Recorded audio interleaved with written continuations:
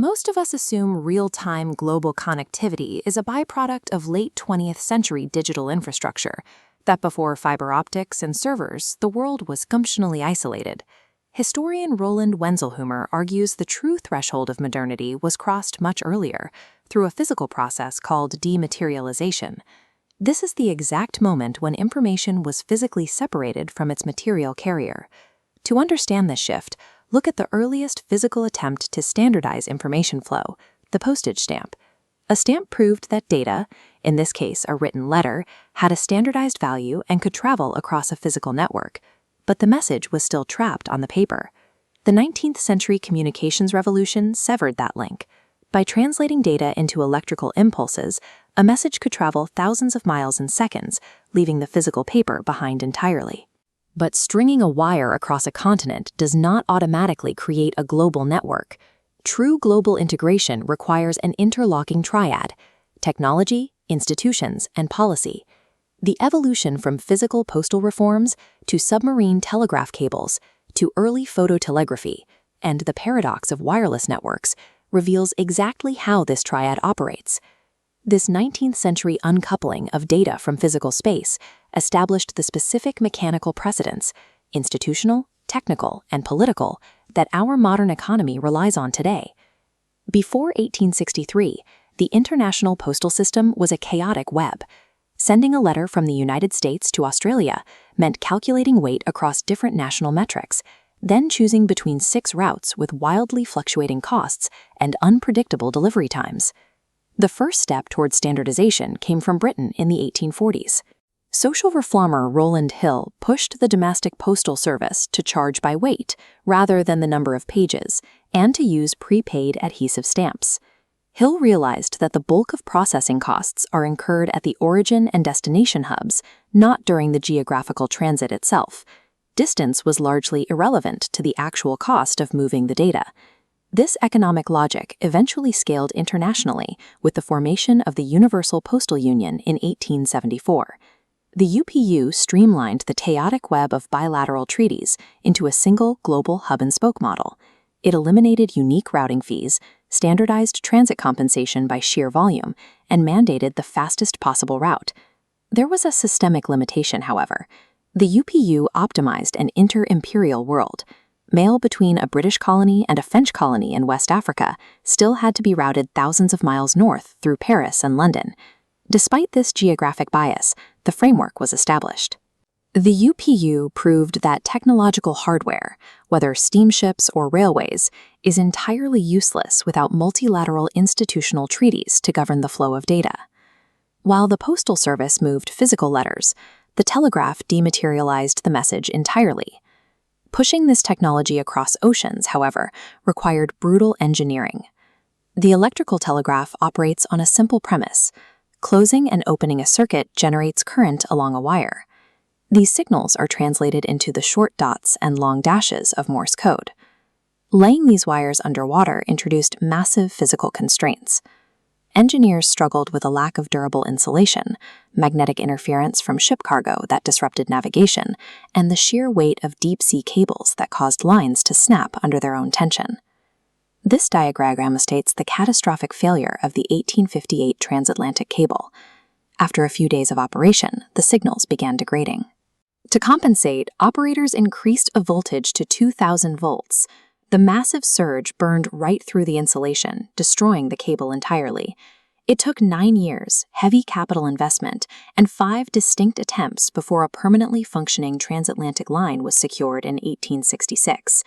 Applying social network theory to this expanding infrastructure reveals a distortion in global geography. Major financial hubs like London and the U.S. East Coast became temporally adjacent, able to communicate and execute trades in minutes rather than weeks. Fixed submarine cables warped the map. They hyper-connected concentrated financial centers while simultaneously bypassing and economically stranding regions that lacked the capital or infrastructure to plug into the network. In the 1860s, Shanghai became a volatile collision point between expanding Western network infrastructure and sovereign Chinese territory. In 1865, British businessman E.A. Reynolds attempted to establish a 16-kilometer telegraph line connecting Shanghai to the port of Wusong. Within a month, local residents tore down every pole and wire. Local officials blamed superstition, claiming the wires disrupted natural harmony or disturbed ancestral graves. But this was a smokescreen. The Qing dynasty had legitimate, practical fears. The wires could be used to organize rebel groups, displace traditional transport laborers, and invite foreign military intervention to protect the infrastructure. Western corporations bypassed this resistance through a massive geographical loophole. Companies like Great Northern secretly landed the final cable terminus directly inside the jurisdictional safety of the American concession, linking mainland China to the global network without official Qing permission. Even with a physical connection, a severe linguistic barrier remained. It was impossible to directly transmit thousands of unique Chinese characters using the binary dots and dashes of standard Morse code. The socio-technical solution was the Chinese Telegraph code. By mapping specific 4-digit numerical sequences directly to individual Chinese characters, operators could transmit complex Chinese language using existing electrical infrastructure. The Qing state finally pivoted to adoption out of military necessity during the 1874 Japanese invasion of Taiwan. Realizing the strategic value of instant communication, statesman Li Hongzhang spearheaded the creation of the Imperial Telegraph Administration. The Chinese experience highlights a recurring friction. Technological capability cannot move across sovereign borders without explicit state-level policy and domestic control mechanisms. Once text transmission was standardized, commercial markets drove the demand for increased bandwidth, pushing engineers to attempt the transmission of images. As early as 1855, Giovanni Caselli invented the pantograph, used primarily to verify banking signatures in France. A scanning needle passed over an ink drawing on zinc foil. The machine generated electrical pulses only when touching the conductive zinc, outputting a negative at the receiver. By 1907, Arthur Korn upgraded this phototelegraphy process. He replaced the zinc foil with standard photographic film and a light-sensitive selenium cell, drastically improving resolution and allowing for the transmission of high-quality photographs like this one of Emperor Franz Joseph. The next critical leap was uncoupling the network from physical copper wires entirely.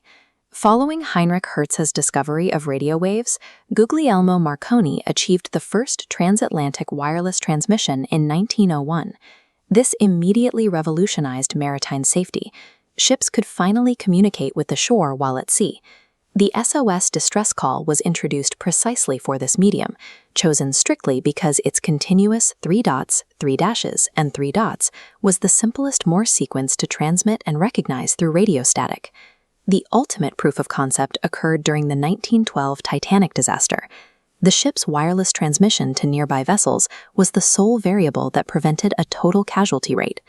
By expanding bandwidth and transmitting data via radio waves, early 20th century engineers created an invisible, ubiquitous data environment layered directly over physical geography. The implications of this invisible network crystallized in 1910 when Dr. Holly Harvey Crippen fled London for North America to escape a murder investigation. Prior to this era, a transoceanic ship was an absolute information vacuum. Once a vessel left port, its crew and passengers were entirely cut off from the rest of the world until they reached the opposite shore. But Crippen boarded the Montrose, a steamer equipped with a wireless telegraph. Captain Kendall recognized the fugitive, broke the ship's physical isolation, and transmitted a wireless alert back to authorities in London. Acting on that real-time data, Inspector Walter Dew boarded a faster vessel, the Laurentic, and physically intercepted the Montrose mid-ocean to make the arrest. As the chase unfolded, wireless signals generated intense media entanglement. Newspapers globally tracked the vessels, broadcasting the pursuit to millions in real time.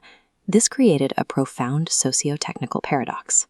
The Montrose remained a physically secluded space for its oblivious passengers, yet simultaneously functioned as an active, networked node being monitored by a global public. The Crippen arrest marked a permanent shift. By 1910, even a ship in the middle of the Atlantic had become a monitored extension of a dematerialized data network. There is a direct theoretical parallel between the 19th-century telegraph rollout and the explosion of post-1980s digital globalization. The mechanics of dematerialization are identical. tracking global goods and finance shows a massive rise, peaking at 52% of global output by 2007. Shifting to proportional output, emerging economies integrate, East Asian poverty plummets, and China and India's output rises against US and European declines. But looking back at the 19th century offers a critical warning. Highly integrated technological networks are not immune to geopolitical collapse. The deeply integrated pre-1914 world completely shattered. Between the outbreak of World War I and the end of World War II, global trade and communications severely disintegrated, despite the underlying telegraph and radio infrastructure remaining perfectly intact. Technology creates the capacity for connection, but it is not self-sustaining. From the ports of Qing, China to today's financial markets, global integration depends on the durability of institutional alignment and political consent.